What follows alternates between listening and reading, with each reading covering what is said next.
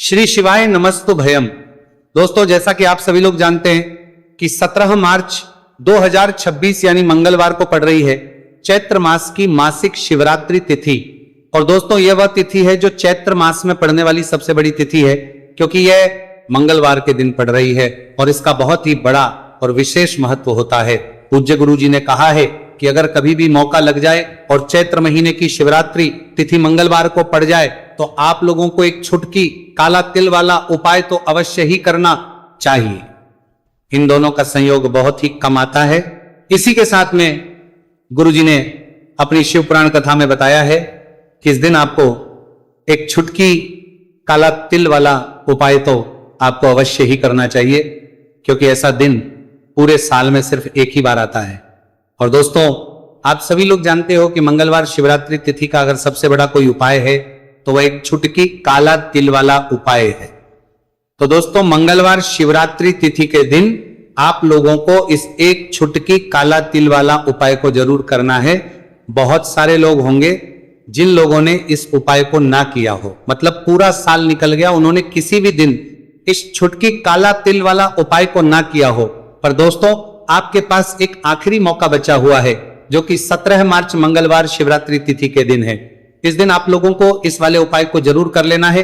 भले ही आपने पूरे महीने भर इस उपाय को ना किया हो, पर अगर आपने इस महीने के मंगलवार शिवरात्रि तिथि के दिन अगर इस वाले उपाय को कर लिया तो आपको इस उपाय को करने का वह फल मिलेगा जिसकी आपने कभी कल्पना भी नहीं करी होगी।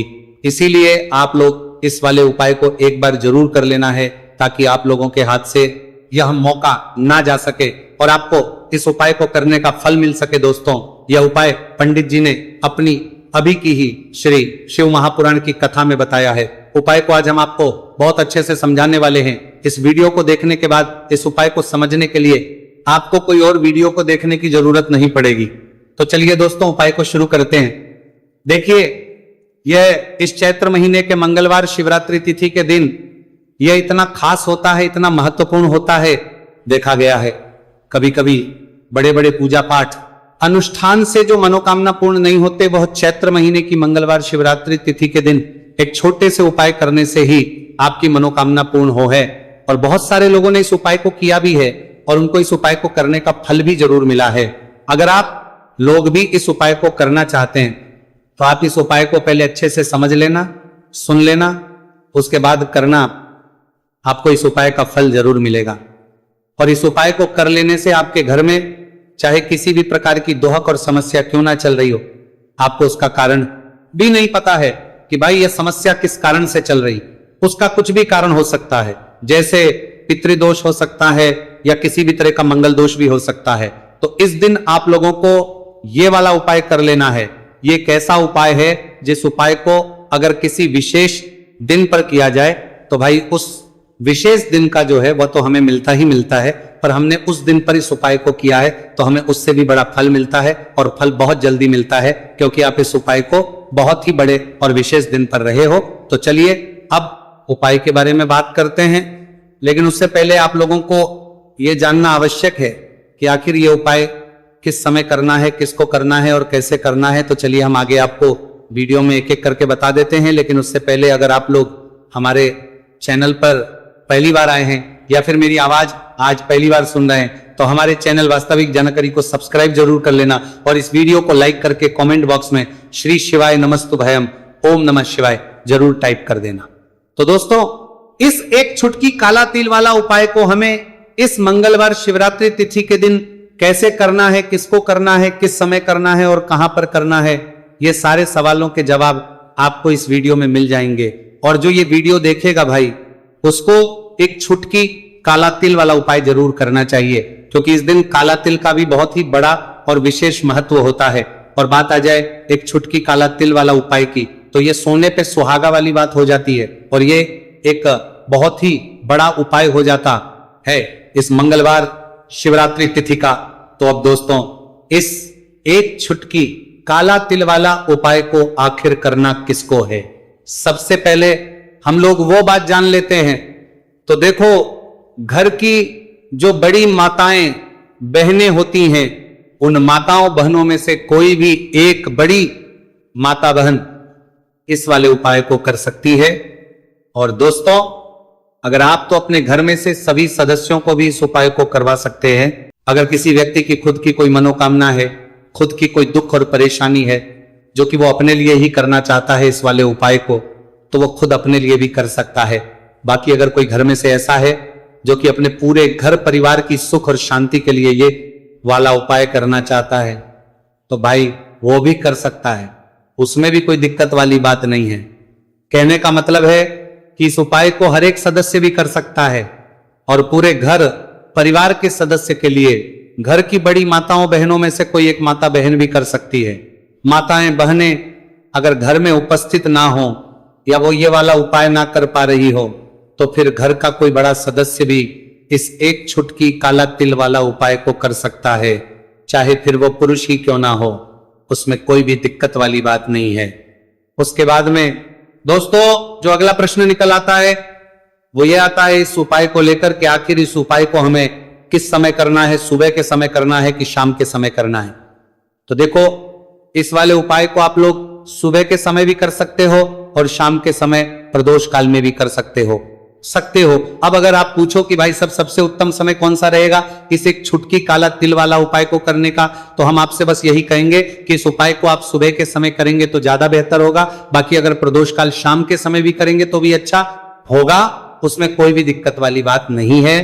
तो अब दोस्तों जो अगली सबसे बड़ी और महत्वपूर्ण बात आती है वो ये आती है कि सुबह अगर हम उपाय को करेंगे तो हमें कितने बजे से लेकर कितने बजे तक के बीच में करना है, और शाम के समय प्रदोष काल में करेंगे तो हमें कितने बजे से लेकर कितने बजे के बीच में करना है। तो देखो, सुबह जितनी जल्दी हो सके आप उपाय को करने की कोशिश करना कि अगर किसी कारणवश लेट भी हो जाओ, थोड़ी देर भी हो जाए, तो 10 या 11 बजे तक भी आप उपाय कर लेना, पर 12 बजे से ज्यादा देरी ना हो। ठीक है, इस बात का ध्यान रखना।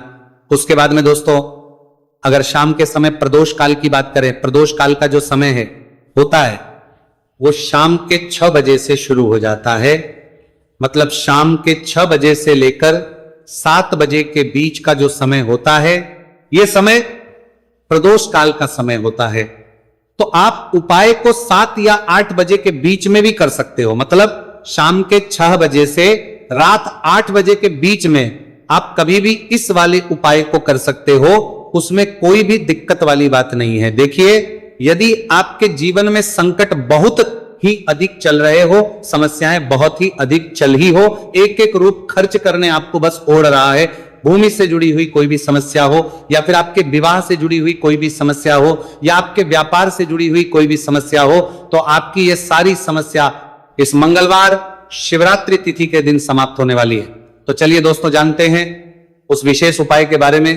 देखिए, इस वीडियो में हम पूज्य गुरु जी द्वारा बताए गए 3 बहुत ही चमत्कारिक उपायों के बारे में जानेंगे।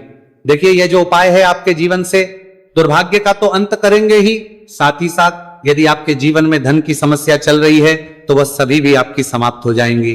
देखिए, गुरुजी ने बताया है कि जब भी मंगलवार शिवरात्रि तिथि का दिन पड़े तो हमें कर्ज मुक्ति के लिए कुछ उपाय करने चाहिए। किसी के साथ हमें धन प्राप्ति, भूमि से जुड़े कार्यों और विवाह के लिए भी उपाय करने चाहिए। तो चलिए दोस्तों, जानते हैं गुरुजी द्वारा बताए गए सबसे पहले उपाय के बारे में। देखिए, यह उपाय विशेषकर उन लोगों को करना है जिनकी भूमि से जुड़ी कोई भी समस्या चल रही हो, यानी कि उनकी भी जमीन से जुड़ी हुई समस्या चल रही है, यानी कि जो लोग मकान खरीदना चाहते हैं, या फिर उनका खेत से जुड़ा कोई भी केस चल रहा है, या फिर जिनके भी विवाह में विलंब हो रहा है, या फिर जिन भी लोगों के जीवन में कर्ज बहुत ही अधिक बढ़ने लगा है, कर्ज जो है वह चुका नहीं पा रहे। तो गुरुजी ने कहा है कि ऐसे लोगों को यह उपाय करना चाहिए। देखिए, इस उपाय के लिए आपको थोड़े से काले तिल ले लेने हैं। देखा, आपको मात्र एक चुटकी काले तिल ले लेने हैं। इसी के साथ में आपको थोड़ा सा शहद ले लेना है। फिर सबसे अंत में आपको एक लोटा शुद्ध जल ले लेना है। तांबे के पात्र के अंदर आपको अपने घर से शुद्ध जल ले लेना है और इन सभी सामग्रियों को आपको लेकर के पहुंच जाना है भगवान शिव के मंदिर में। देखिए, पूज्य गुरुजी ने बताया है कि इस उपाय को आप सुबह से लेकर के शाम तक किसी भी समय में कर सकते हैं। देखिए, मंदिर पहुंचने के आप जो काले तिल लेकर के गए थे उनमें आपको थोड़ा सा शहद लगा लेना है। देखिए, आप जो शहद लेकर के आए हैं उस शहद में आपको ये काले तिल अच्छे से डुबो देना है और शहद से युक्त ये जो काले तिल हैं इन्हें आपको शिवलिंग पर अर्पित कर देने हैं या फिर आपको शिवलिंग के चारों तरफ अच्छे से काले तिल का लेपन कर देना है। पूज्य गुरु जी ने बताया है कि लेपन करते समय यदि आपके जीवन में कर्ज से जुड़ी समस्याएं चल रही हैं, लेपन करते समय आपको आर्यन मुक्तेश्वर महादेव का स्मरण करना है, या फिर आपके जीवन में विवाह से संबंधित या फिर जमीन से संबंधित कोई भी समस्या चल रही है, तो फिर आपको मंगलेश्वर महादेव का स्मरण करना है। इसके बाद जो आप जल लेकर के आए हैं उसे आपको धीरे धीरे शिवलिंग पर अर्पित कर देना है तथा आपको लगातार शिव महापुराण के मूल मंत्र श्री शिवाय नमस्तु भयम इस मंत्र का जाप करते रहना है। पूज्य गुरु जी ने बताया है कि सिर्फ एक मंगलवार शिवरात्रि तिथि यह उपाय करके देखना और आप स्वयं देखेंगे कि 2 से 3 महीने के अंदर आपके जीवन से जुड़ी हुई जो भी समस्याएं हैं, बस सभी समस्या बहुत ही जल्द महादेव की कृपा से दूर होने लगेगी। तो दोस्तों, इस प्रकार से आपको यह पहला उपाय ना है। अब हम जानते हैं दूसरे विशेष उपाय के बारे में। देखिए, इस उपाय के लिए आपको एक प्यारी सी बेलपत्र ले लेनी है, इसी के साथ में 1 लोटा शुद्ध जल लेना है तांबे के पात्र के अंदर, और इसी के साथ में आपको थोड़ा सा शहद ले लेना है। देखिए, मंगलवार का दिन है और मंगलवार शिवरात्रि तिथि के दिन यदि हम शहद का उपाय करते हैं तो इससे महादेव हमसे बहुत ही अधिक प्रसन्न होकर के हमारी मनोकामना को परिपूर्ण करते हैं। देखिए दोस्तों, यदि आपको बेलपत्र नहीं मिल पाती है तो आप भगवान शिव के शिवलिंग पर जो बेलपत्र छड़ी हुई होती है उसे शुद्ध जल से धो करके उसका उपयोग कर सकते हैं। तो इन सभी सामग्रियों को आपको भगवान शिव के मंदिर में लेकर के पहुंच जाना है। गुरुजी ने कहा है कि इस उपाय को भी आप सुबह से लेकर के शाम तक किसी भी समय में कर सकते हैं।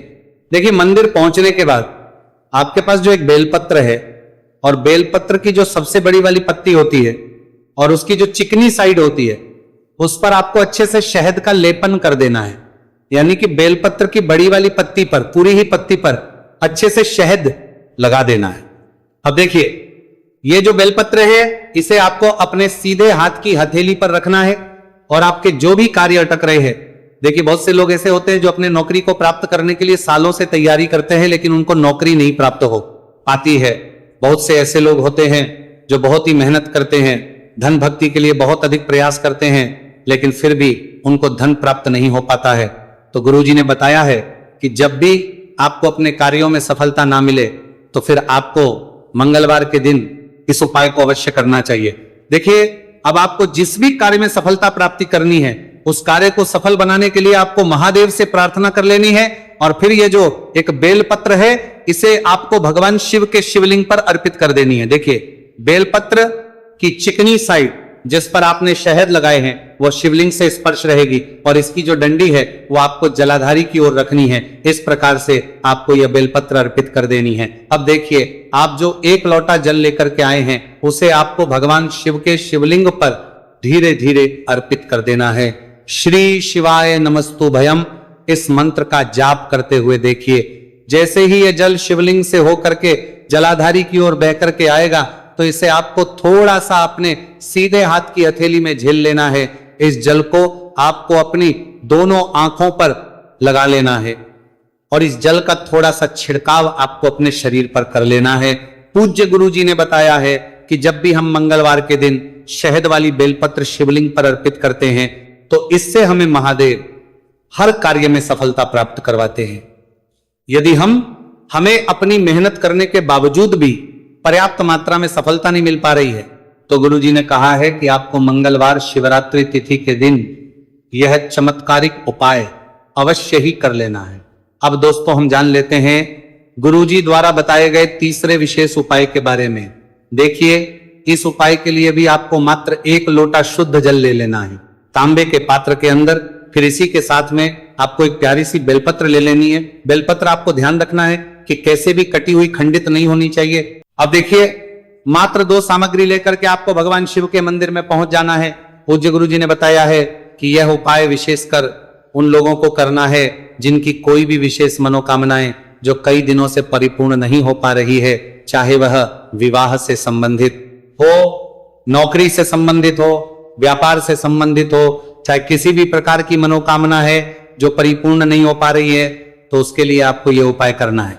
देखिए, इस उपाय को भी आप सुबह से की शाम तक किसी भी समय में कर सकते हैं। देखिए, मंदिर पहुंचने के बाद सबसे पहले तो आप बेलपत्र लेकर के आए हैं, उसे आपको अपने सीधे हाथ की हथेली पर रखना है और आपको महादेव से प्रार्थना करनी है कि हे मेरे महादेव, मेरी ये जो मनोकामनाएं बहुत दिनों से अधूरी है, मैंने कई प्रकार के उपाय कर लिए हैं, कई प्रकार के व्रत कर लिए हैं, लेकिन अभी तक मेरी मनोकामना परिपूर्ण नहीं हो पाई है, तो उस मनोकामना को परिपूर्ण करने के लिए प्रार्थना करनी है। और यह एक बेलपत्र आपको शिवलिंग पर अर्पित कर देनी है।